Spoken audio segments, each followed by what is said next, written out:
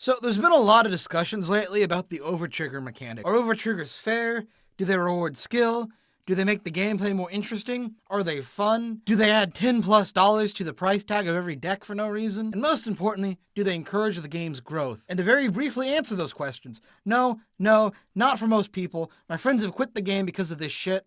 Yes, other card games think Vanguard is a joke, and they don't want to play it. In any case, I've decided to do what most content creators do when faced with a very serious problem. I'm gonna rank the overtriggers from most overpowered to least overpowered. This list is mostly for Overdress, but for a few of these, I will be taking into account serious grievances in Premium, because oh my god, do a lot of these become more problematic in Premium. Starting off in the still not okay but not as bad tier, we have the Touken ranbu Overtrigger. This Overtrigger is just 3 crits stapled together. It also has an order effect that lets you give your Vanguard a crit and plus 10k to your board. This seems pretty solid, and you're right, this is very strong. Way stronger than any other regular trigger, but its effect is a significantly weaker version of stronger Overtriggers on this list. A little breath. Also, have you noticed anything missing from this card? I'll give you a minute.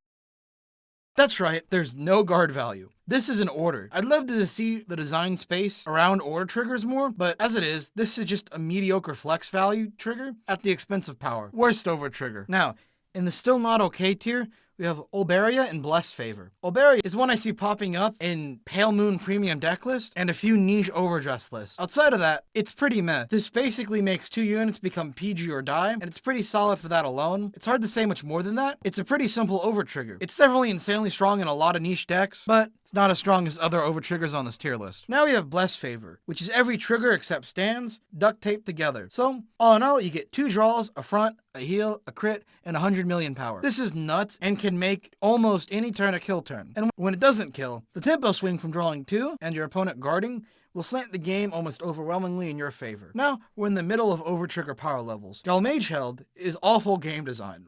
This is a permanent advantage for a bit of luck earlier on. This is nuts in decks like No Life King and Premium, which is all about rewriting the Vanguard, and it's nuts in Standard for decks like Greedon. The only real problem with this Overtrigger, it's infinitely better the earlier in the game it's hit. It's not bad late game at all, it's just it gets a lot more value earlier. There's a lot of variance, and not every deck can take full advantage of the permanent Vanguard buff. I'll even it out to mid tier, as it's not always as game ending as it can be. In the very not okay tier, we have Dragvidia and Edlo Breath.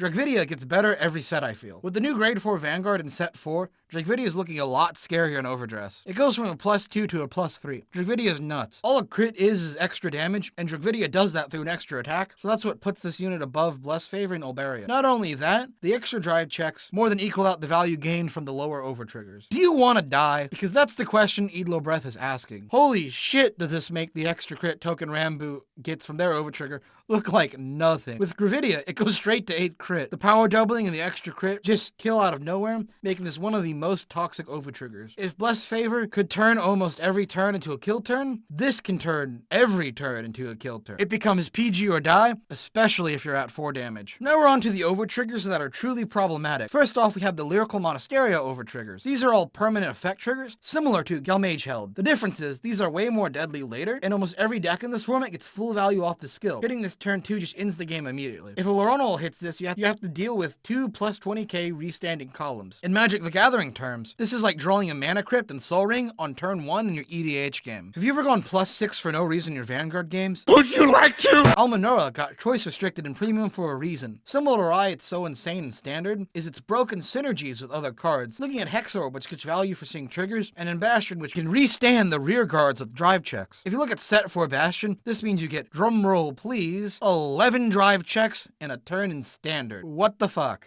You haven't known true suffering till a Bastion swings with Bastion first and still gets the restanding effect of the rear guards anyway because he hit the Overtrigger. This would be the best Overtrigger if Bushiroad hadn't gotten bored of playing the game and just decided to speed things up. The Shaman King Overtrigger just deals a damage. Why not just take out a gun and shoot your opponent? Because that's what Bushiroad's design philosophy seems to be going. PG this, you filthy casual.